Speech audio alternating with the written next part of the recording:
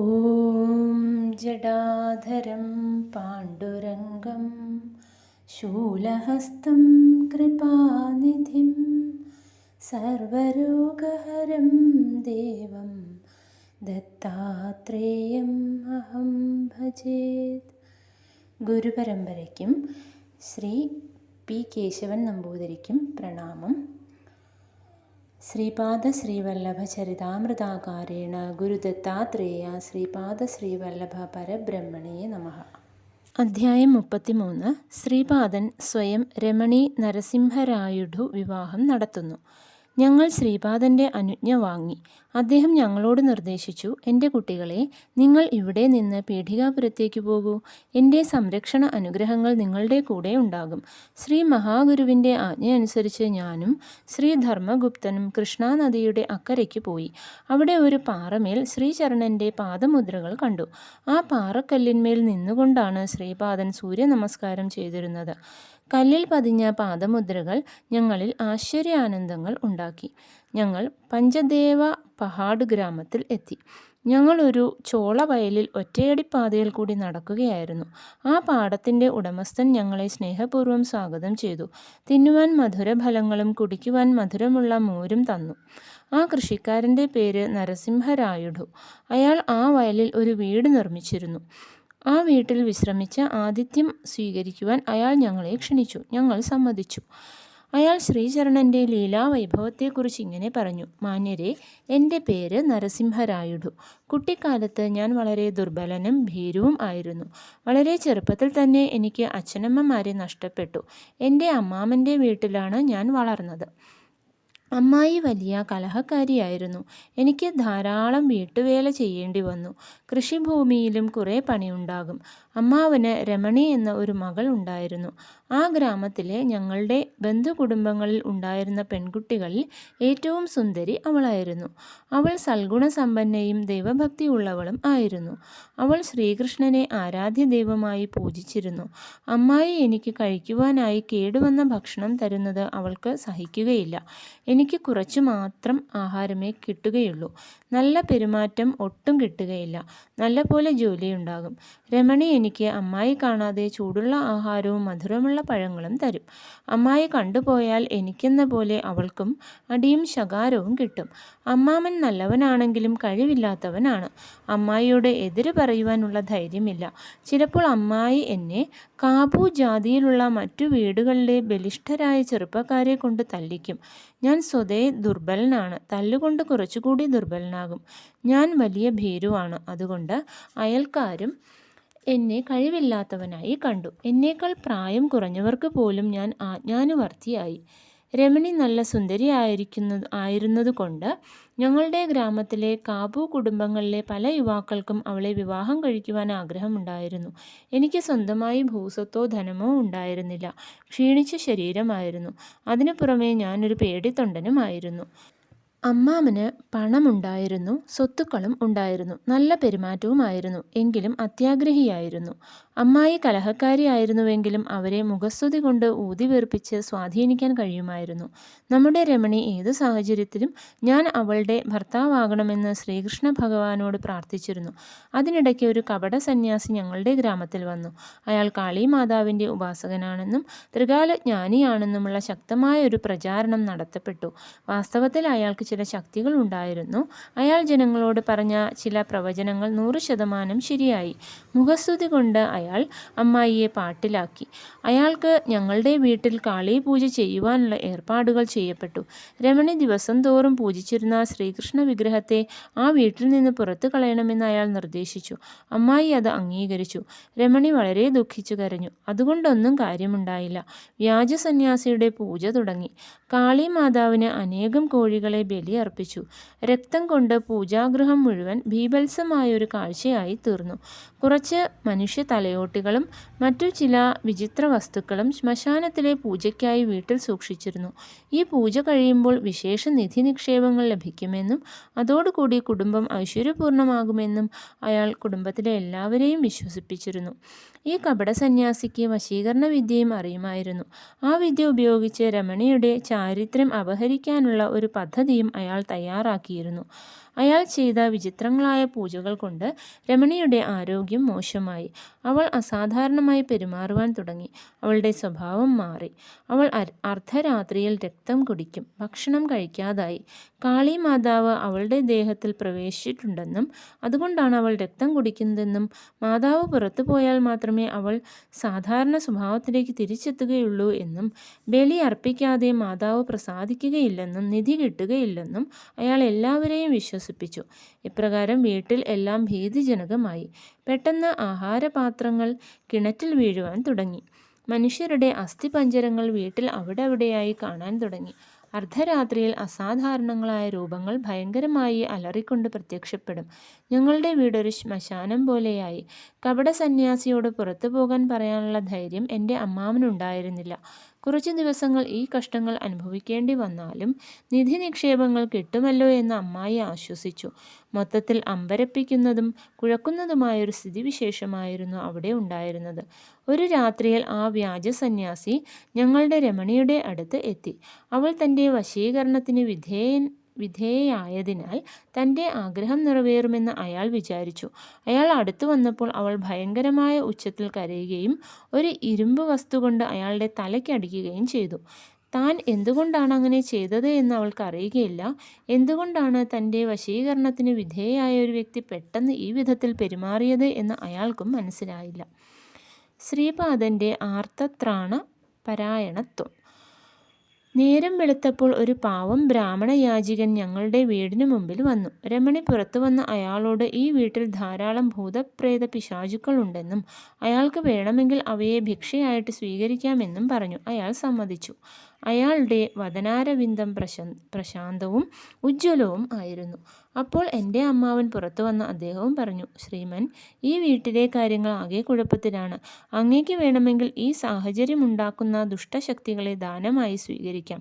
ഈ സമയത്ത് എൻ്റെ അമ്മായിയും പുറത്തു വന്നു. അവർ പറഞ്ഞു, ഞങ്ങളുടെ വീട്ടിൽ ഒന്നുമില്ല. നിങ്ങൾക്ക് വേണമെങ്കിൽ ഈ വീട്ടിലെ ദാരിദ്ര്യത്തെ ഭിക്ഷയായി സ്വീകരിക്കാം.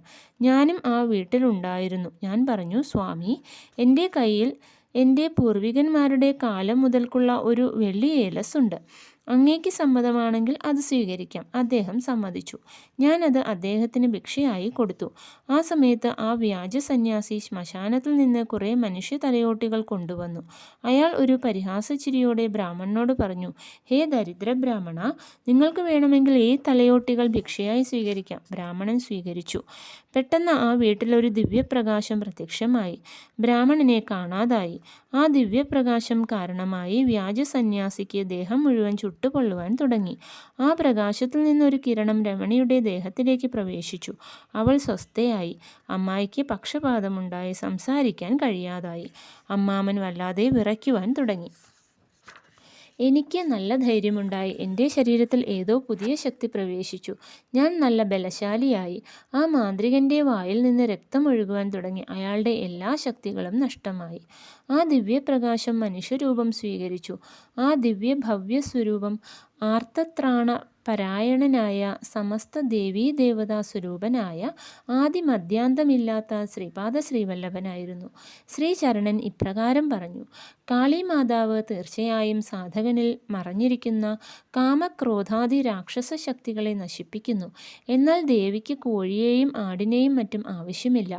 പ്രാണമയ ജഗത്തിലെ രാക്ഷസ ശക്തികൾ കാളികാരൂപം ധരിച്ച് പല വിധത്തിലുള്ള ബലിദാനങ്ങളെ ആവശ്യപ്പെടുന്നു.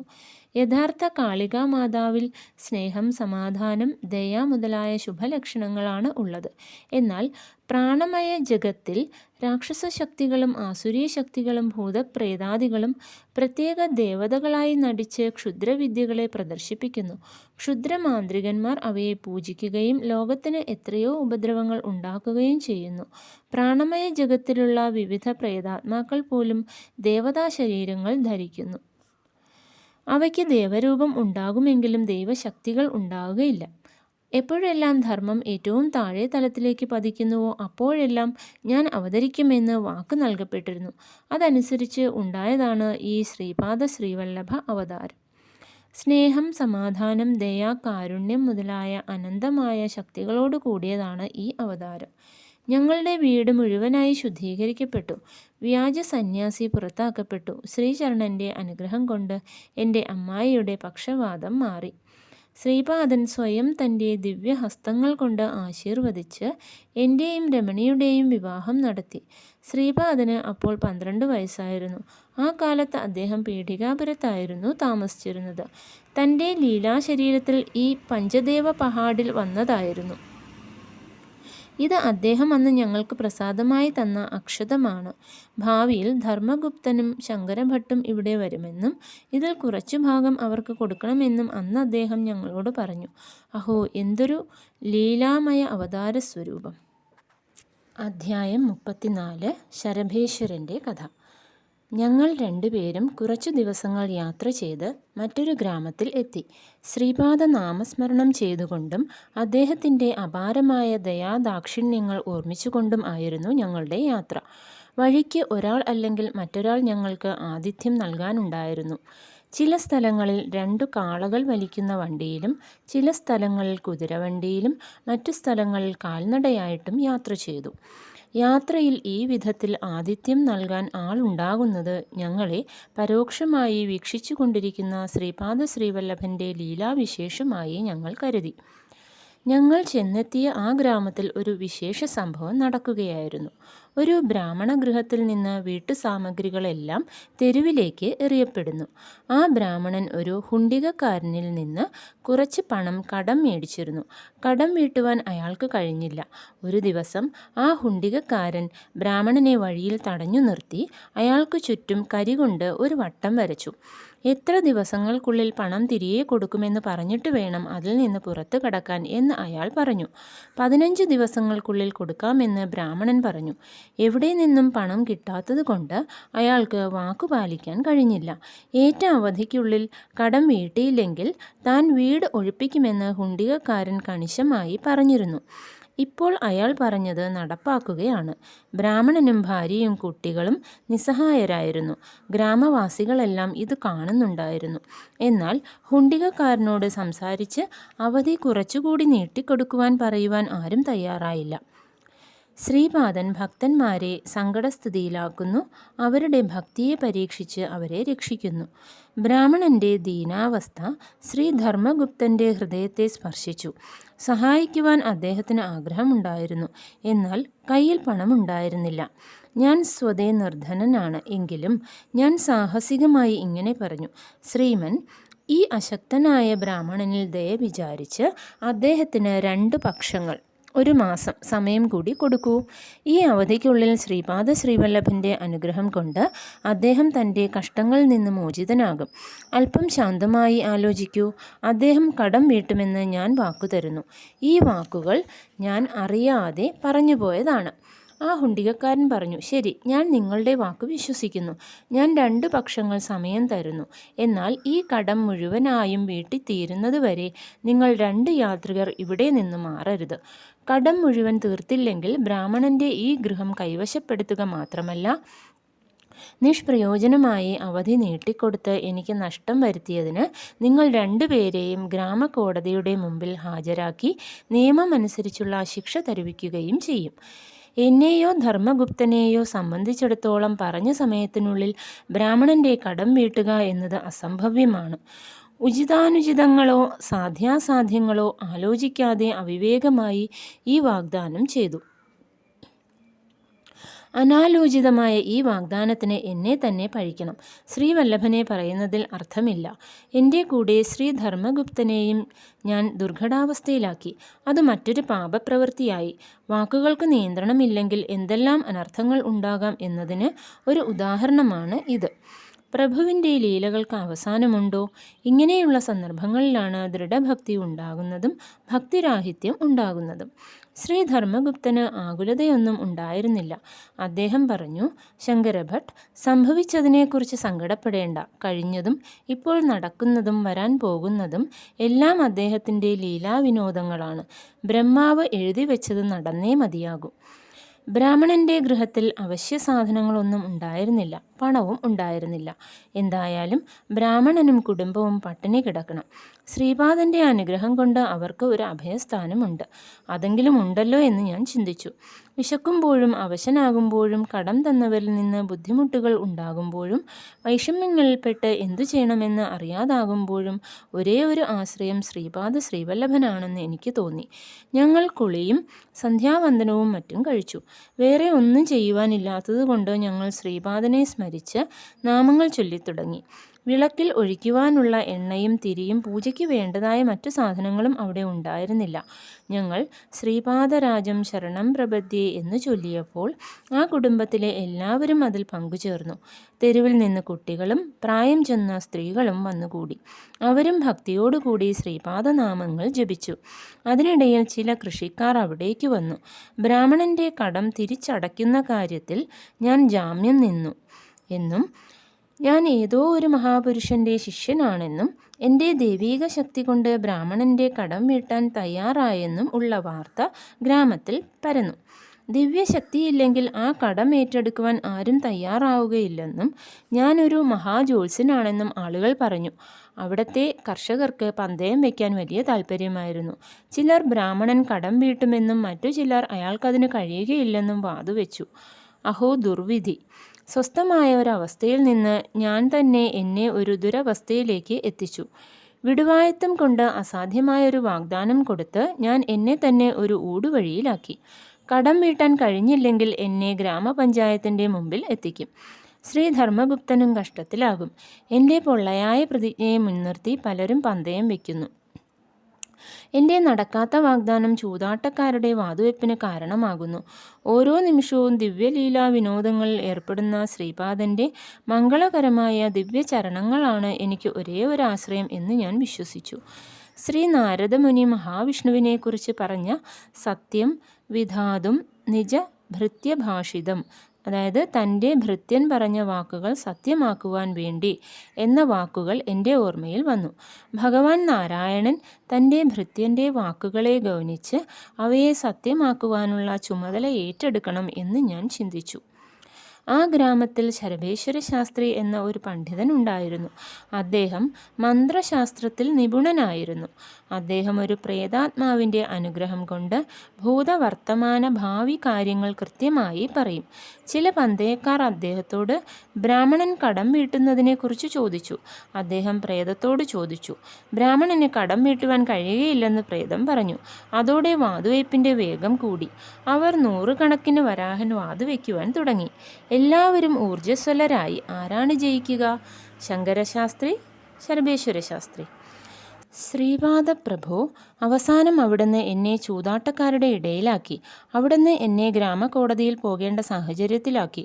ആ പാവം ബ്രാഹ്മണന് എല്ലാ തരത്തിലുള്ള ആശകളും കൊടുത്തതിന് ശേഷം അവിടുന്ന് അദ്ദേഹത്തെ ദുരിതത്തിലാക്കുകയാണ്. ധർമ്മസ്വരൂപമായ ശ്രീ ധർമ്മഗുപ്തനെ കൂടി സങ്കടത്തിലാക്കി. ഈ ദിവ്യനാടകത്തിൻ്റെ അന്തരാർത്ഥം എനിക്ക് മനസ്സിലാകുന്നില്ല. എനിക്ക് നാമമാത്രമായ വിദ്യാഭ്യാസമേ ഉണ്ടായിട്ടുള്ളൂ. എനിക്ക് ആധ്യാത്മിക ശക്തിയില്ല. എനിക്ക് ജ്യോതിഷമോ മറ്റ് മഹാകലകളോ അറിയുകയില്ല. ജപതപങ്ങളോ യോഗാഭ്യാസങ്ങളോ നിഷ്ഠയായ തത്വങ്ങളോ ഭക്തിയോ ഞാൻ ശീലിക്കാറില്ല. ഈ ദിവ്യ പുണ്യചരിതം എഴുതുവാൻ ഞാൻ തുനിഞ്ഞത് കൗതുകം കൊണ്ടാണ്. അതിന് ആവശ്യമായ യോഗ്യത എനിക്കില്ല. എന്നെ എങ്ങനെ രക്ഷിക്കും, ഉയർത്തും എന്നുള്ളത് അദ്ദേഹത്തിൻ്റെ നിശ്ചയമാണ് എന്ന് സമർപ്പിച്ച് ഞാൻ പ്രാർത്ഥിച്ചു. ഉൾക്കരുത്തുള്ള ഒരുവൻ ഒരു രാജാവിനേക്കാൾ ശക്തനാണെന്നൊരു ചൊല്ലുണ്ട്. എന്നിൽ ഇതുവരെ ഇല്ലായിരുന്ന ഒരു ധൈര്യം ഇപ്പോൾ കിളിർത്തു തളർക്കുവാൻ തുടങ്ങി. സംഭവിക്കാനുള്ളത് സംഭവിക്കും. ശ്രീപാദൻ എന്നെ ഏതെങ്കിലും വിധത്തിൽ രക്ഷിക്കുമെന്ന് എനിക്ക് ദൃഢവിശ്വാസമുണ്ടായി. ശരഭേശ്വര ശാസ്ത്രിക്കൊരു സഹോദരി ഉണ്ടായിരുന്നു. അവർ അതേ ഗ്രാമത്തിൽ തന്നെയായിരുന്നു ജീവിച്ചിരുന്നത്. അന്ന് വെളുപ്പാൻ കാലത്ത് അവർ ഒരു സ്വപ്നം കണ്ടു. അത് ചുരുക്കത്തിൽ ഇങ്ങനെയായിരുന്നു. അവർക്ക് ഉയർന്ന പനിയുണ്ടായെന്നും അവരുടെ ഭർത്താവ് മരിച്ചെന്നും അവർ വിധവയായെന്നും സ്വപ്നത്തിൽ കണ്ടു. അതിൻ്റെ അനന്തരഫലം എന്തായിരിക്കുമെന്ന് അവർ സഹോദരനായ ശരഭേശ്വര ശാസ്ത്രിയോട് ചോദിച്ചു. അദ്ദേഹം പ്രേതത്തോട് ചോദിച്ചു. അവരുടെ ഭർത്താവ് മറ്റൊരു ദേശത്തായിരുന്നുവെന്നും അവിടെ വെച്ച് കള്ളന്മാർ അദ്ദേഹത്തെ കൊന്ന് പണം അപഹരിച്ചുവെന്നും പ്രേതം പറഞ്ഞു. ശാസ്ത്രിയുടെ സഹോദരി വളരെ ദുഃഖിച്ചു. അപ്പോൾ അവിടെ കുറേ വാതുവയ്പ്പുകാർ വന്നു. തങ്ങളുടെ ഗ്രാമത്തിൽ ശങ്കരഭട്ട് എന്നൊരു മഹാത്മാവ് താമസിക്കുന്നുണ്ടെന്നും അദ്ദേഹത്തിന് പലതും സംഭവിപ്പിക്കുവാനും ഇല്ലാതാക്കാനും കഴിയുമെന്നും അദ്ദേഹം ശ്രീപാദ ശ്രീപാദ ശ്രീവല്ലഭൻ എന്ന ഒരു മഹാദേവതയെ ആരാധിക്കുന്നുണ്ടെന്നും അദ്ദേഹത്തിൽ നിന്ന് യഥാർത്ഥ വസ്തുതകൾ അറിയാൻ കഴിയുമെന്നും അവർ പറഞ്ഞു. തൻ്റെ സഹോദരനേക്കാൾ വലിയൊരു പണ്ഡിതനെപ്പറ്റി സഹോദരി കേട്ടിരുന്നില്ല. ആദ്യമായിട്ടാണ് അങ്ങനെയൊരാളെക്കുറിച്ച് കേൾക്കുന്നത്. ആ മഹാത്മാവിനെ കണ്ട് തൻ്റെ സങ്കടങ്ങൾ ഉണർത്തിക്കണമെന്നും അദ്ദേഹത്തിൻ്റെ അനുഗ്രഹം വാങ്ങണമെന്നും അവർ ആഗ്രഹിച്ചു. അവർ ഞങ്ങൾ താമസിക്കുന്ന വീട്ടിലേക്ക് വന്നു. അവർ എന്നോട്, "അണ്ണാ, എൻ്റെ മാംഗല്യത്തെ കാത്തുരക്ഷിക്കൂ" എന്ന് ദീനമായി പ്രാർത്ഥിച്ചു. പഞ്ചദേവ പഹാഡിലെ കർഷകന് അയാളുടെ വിവാഹ അവസരത്തിൽ ശ്രീപാദൻ കൊടുത്ത അക്ഷതം അപ്പോഴും എൻ്റെ കയ്യിലുണ്ടായിരുന്നു. എനിക്കെന്തോ ഒരു ദിവ്യപ്രേരണയുണ്ടായി. ശ്രീപാദൻ തന്നെ കൊടുത്തതായതുകൊണ്ട് ആ അക്ഷതം കൊണ്ട് ആ സ്ത്രീയുടെ മാംഗല്യം സംരക്ഷിക്കപ്പെടുമെന്ന് എനിക്കൊരു ബോധമുദിച്ചു.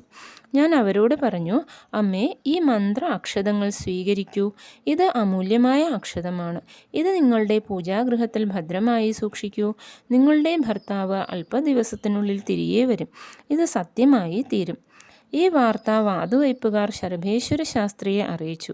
അദ്ദേഹം ഭയങ്കരമായി കോപിച്ചു. തൻ്റെ ഭർത്താവ് ജീവനോടെ തിരിച്ചെത്തുകയാണെങ്കിൽ താൻ ആ സാധു ബ്രാഹ്മണൻ്റെ കടം വീട്ടുക മാത്രമല്ല, ശ്രീ ശങ്കരഭട്ടിനെ തൻ്റെ ഗുരുവായി സ്വീകരിക്കുകയും ശ്രീപാദ ശ്രീവല്ലഭനെ പൂജിക്കുകയും ചെയ്യുമെന്ന് ശരഭേശ്വരൻ്റെ സഹോദരി പ്രഖ്യാപിച്ചു.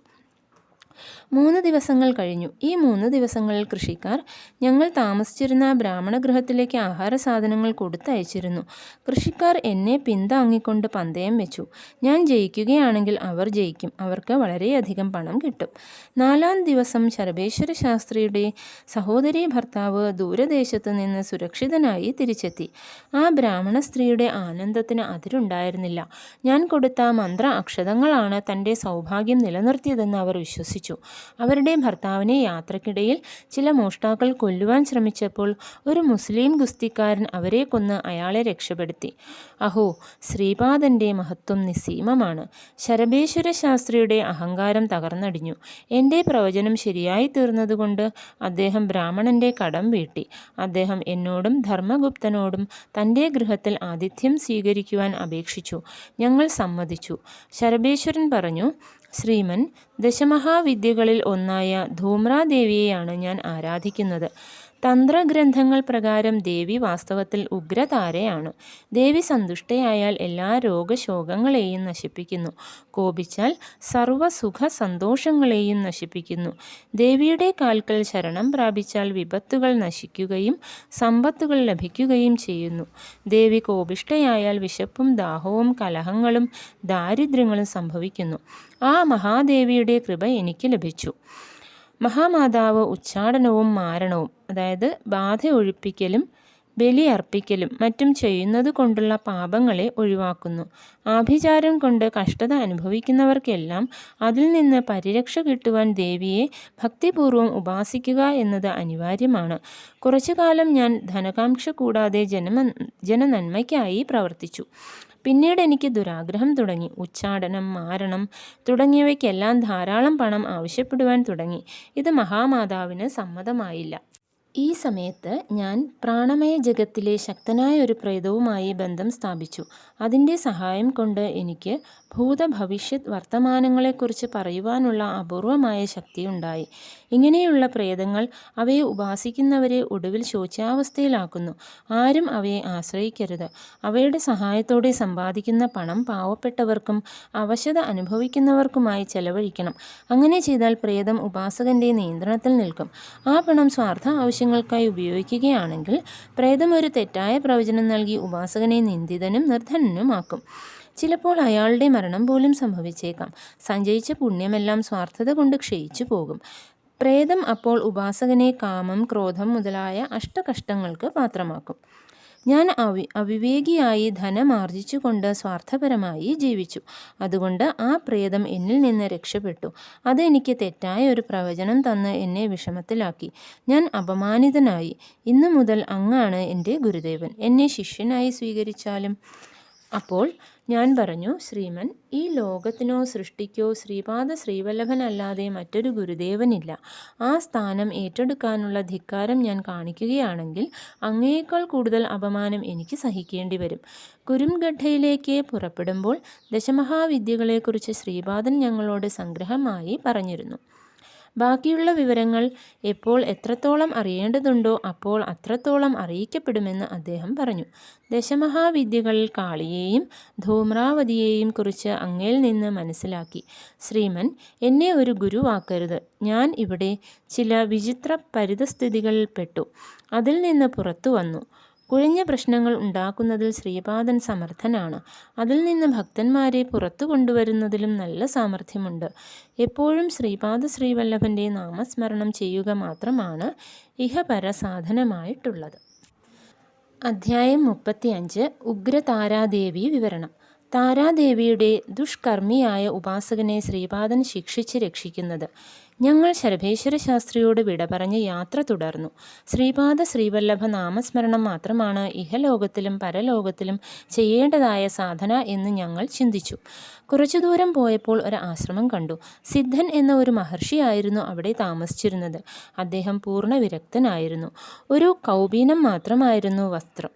ആശ്രമദ്വാരത്തിൽ നിന്നിരുന്ന 2 ശിഷ്യന്മാർ ഞങ്ങളോട് ശങ്കരഭട്ടും ധർമ്മഗുപ്തനുമാണോ എന്ന് ചോദിച്ചു. ആണെന്ന് ഞങ്ങൾ മറുപടി കൊടുത്തു. ഞങ്ങളെ അകത്തേക്ക് കൊണ്ടുപോയി. അകത്ത് താരാദേവിയുടെ ഒരു വിഗ്രഹമുണ്ടായിരുന്നു. സിദ്ധൻ താരാദേവിയുടെ ഉപാസകനാണെന്ന് മനസ്സിലായി.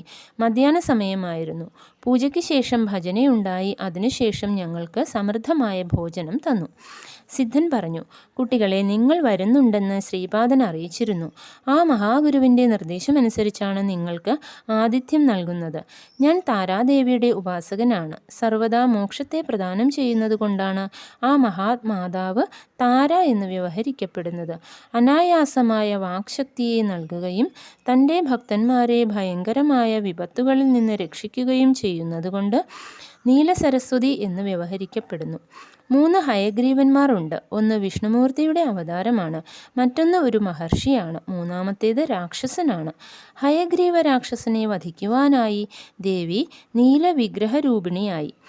ഈ ദേവി ഉപാസന കൊണ്ട് സാമാന്യനായ ഒരാൾക്ക് പോലും ബൃഹസ്പതിയോട് സമാനമായ വിദ്വാനാകാൻ കഴിയും.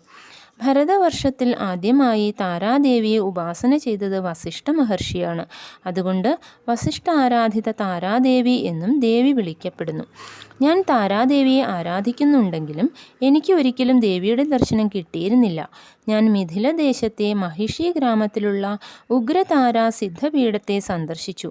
അവിടെ താര, ഏകജട, നീലസരസ്വതി എന്നീ ത്രിമൂർത്തികൾ ഏകസ്ഥാനത്ത് ഉണ്ട്. മധ്യസ്ഥാനത്ത് വലിയൊരു വിഗ്രഹവും 2 വശങ്ങളിലും ചെറിയ ഓരോ വിഗ്രഹങ്ങളും. വസിഷ്ഠ മഹർഷി അവിടെ ഉപാസന ചെയ്ത് താരോപാസനാ സിദ്ധിയിൽ മഹത്തായ വിജയം നേടിയതായി പണ്ടുള്ളവർ പറയുന്നു. ഞാൻ ഉഗ്രതാര മാതാവിനെ ദർശിച്ച് പുറത്തു വന്നപ്പോൾ സുന്ദരിയും ആകർഷണീയയുമായ ഒരു ബാലികയെ കണ്ടു. അവളുടെ പാദസരങ്ങളുടെ മധുരസ്വനം സന്തോഷപ്രദമായിരുന്നു. അവൾ നടന്നപ്പോൾ അവളുടെ നൂപുരധ്വനി എൻ്റെ ഹൃദയത്തിൽ പ്രതിധ്വനിച്ചു. ആ ബാലിക എന്നോട് ചോദിച്ചു, എൻ്റെ കുട്ടി, നീ ഇവിടെയും അവിടെയും ചുറ്റി നടക്കുന്നു. ഒരുപക്ഷെ നീ ലോകം മുഴുവൻ എന്നെ അന്വേഷിച്ച് നടക്കുകയായിരിക്കാം. ഇത് വാസ്തവമാണോ? ഞാൻ വിസ്മയിച്ചു പോയി. ഇവൾ ഉഗ്രതാര ദേവിയാണോ അതോ ഭ്രാന്തയായ ഒരു ബാലികയോ? നീല നിറമാർന്ന താരാ ഭഗവതി ശിവരൂപ ശിവൻ്റെ മീതെ കാല് പിണച്ചു വെച്ച് ഇരിക്കുന്നു. നീല നിറമാണ്. 3 കണ്ണുകളുണ്ട്. കൈകളിൽ കത്രിക, തലയോട്ടി, താമര, വാൾ എന്നിവ പിടിച്ചിട്ടുണ്ട്. പുലിത്തോൽ ധരിച്ചിട്ടുണ്ട്. മനുഷ്യ തലയോട് കൊണ്ടുള്ള മാല അണിഞ്ഞിട്ടുണ്ട്. ഇതാണ് ഭോഗമോക്ഷപ്രദായിനിയായ ദേവിയുടെ വാസ്തവ രൂപം. എന്നാൽ ഞാൻ കണ്ടുകൊണ്ടിരുന്നത് 12-13 വയസ്സിൽ കവിയാത്ത ഒരു മുഗ്ധമോഹിനിയായ ഒരു ബാലികയെയാണ്. ഞാൻ സ്തംഭിച്ചു പോയി. എനിക്ക് മറുപടി പറയാൻ കഴിഞ്ഞില്ല. ഈ സമയത്ത് അവൾ തൻ്റെ തേജസ് വർദ്ധിപ്പിച്ചു. അവളുടെ ശരീരത്തിലെ ഓരോ അണുവും തേജോഭരിതമാവുകയായിരുന്നു. അവളുടെ ശരീരവർണ്ണം ഒരു ബാലൻ്റേതുപോലെയായി. ശരീരം സ്വർണ്ണ നിറമായി. ആ ബാലൻ്റെ കണ്ണുകൾ ഒരു യോഗിയുടെ കണ്ണുകളെപ്പോലെ പ്രശാന്തിയും കരുണയും ആർദ്രതയും നിറഞ്ഞതായിരുന്നു. ബാലൻ്റെ 2 കാലുകളിലും കാൽത്തളകൾ ഉണ്ടായിരുന്നു. ബാലൻ എന്നോട് ചോദിച്ചു, ശ്രീമൻ, എൻ്റെ കാലിലെ തളകൾ ഇറുകിയിരിക്കുന്നു. അവ രണ്ടും അഴിച്ചു തരാമോ? ഞാൻ സമ്മതിച്ചു. ബാലൻ പറഞ്ഞു, ഇവ രണ്ടും അങ്ങ് സൂക്ഷിച്ചുകൊള്ളൂ. ഈ തളകൾക്ക് ജീവശക്തിയുണ്ട്. അങ്ങ് എവിടെ പോകണം, എന്ത് ഭക്ഷിക്കണം, ആരോട് സംസാരിക്കണം തുടങ്ങി അങ്ങേക്ക് വേണ്ടതെല്ലാം ഇവ നിർണയിക്കും. ഇപ്രകാരം പറഞ്ഞ് ആ ബാലൻ അപ്രത്യക്ഷനായി. ഞാൻ കാളീഘട്ടത്തിലേക്ക് പോയി. അവിടെ കാളീമാതാവിൻ്റെ ദർശനം കഴിഞ്ഞ് തെക്കൻ ദിക്കിലേക്ക് പോയി. പുരി മഹാക്ഷേത്രം സന്ദർശിച്ചു. വീണ്ടും തെക്കോട്ട് പോയി സിംഹാചല ക്ഷേത്രത്തിലെത്തി.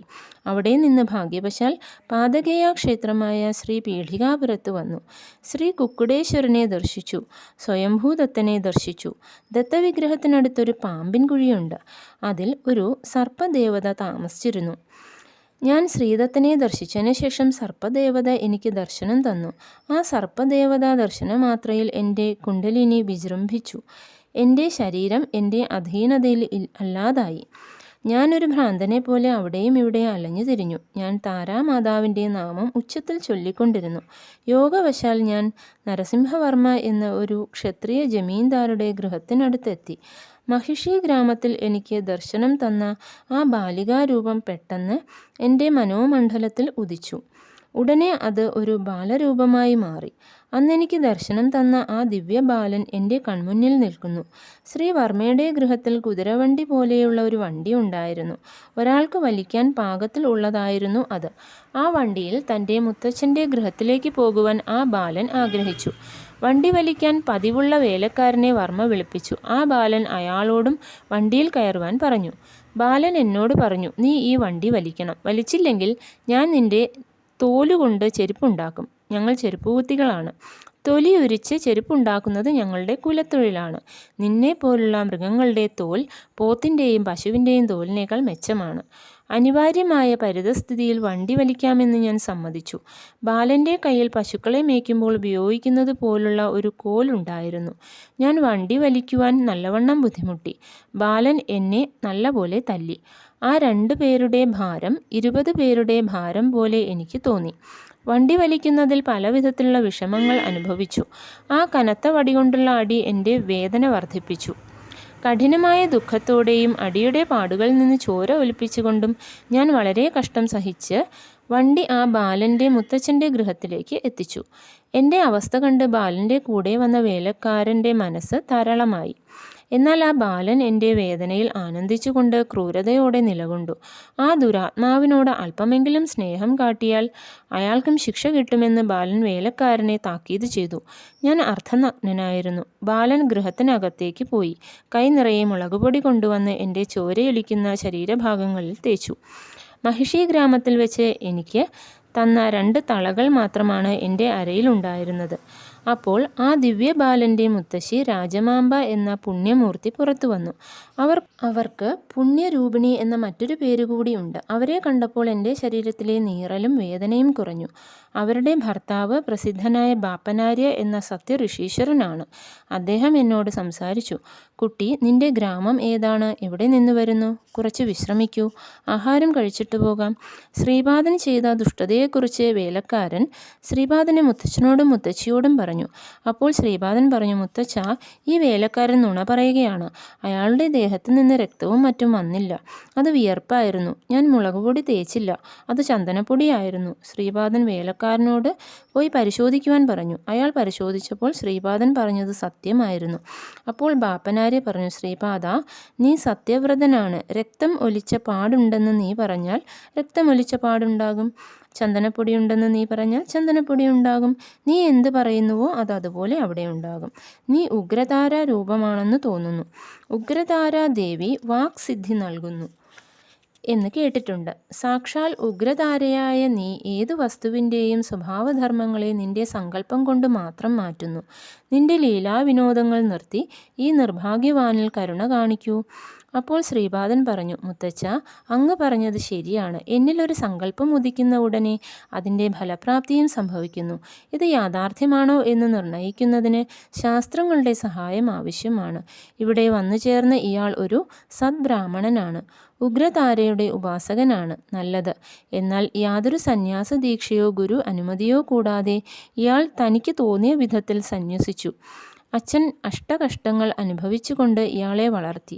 അമ്മ ഇയാളെ ഗർഭത്തിൽ വഹിച്ച സമയത്ത് വളരെ ക്ലേശങ്ങൾ അനുഭവിച്ചു. ഇയാൾ ജനിച്ച സമയത്ത് അമ്മയ്ക്ക് വളരെ രക്തം നഷ്ടമായി. ചോരയൊലിക്കുന്ന മുറിവുകളിൽ കൂടി മുളകുപൊടി തേച്ചാൽ ഉണ്ടാകുന്ന നീറൽ അപ്പോൾ അവർ അനുഭവിച്ചു. നരസിംഹവർമ്മയുടെ ഗൃഹത്തിൽ ഈ വേലക്കാരൻ മുജ്ജന്മത്തിൽ ഇയാളുടെ പിതാവായിരുന്നു. വേലക്കാരൻ്റെ ഭാര്യ ഇയാളുടെ അമ്മയായിരുന്നു. മരിച്ചുപോയ മാതാപിതാക്കളുടെ പിണ്ടപ്രദാനങ്ങളും മറ്റും ചെയ്യാതിരിക്കുന്നത് അനർത്ഥങ്ങളുണ്ടാക്കുന്നു. ഇയാൾ സന്യാസിയായതുകൊണ്ട് ശേഷക്രിയകൾ ചെയ്തില്ല. ഇയാളുടെ പാപകർമ്മങ്ങളും പുണ്യകർമ്മങ്ങളും ഇയാളെ പാതകയാക്ഷേത്രമായ പേഠികാപുരത്തേക്ക് കൊണ്ടുവന്നു.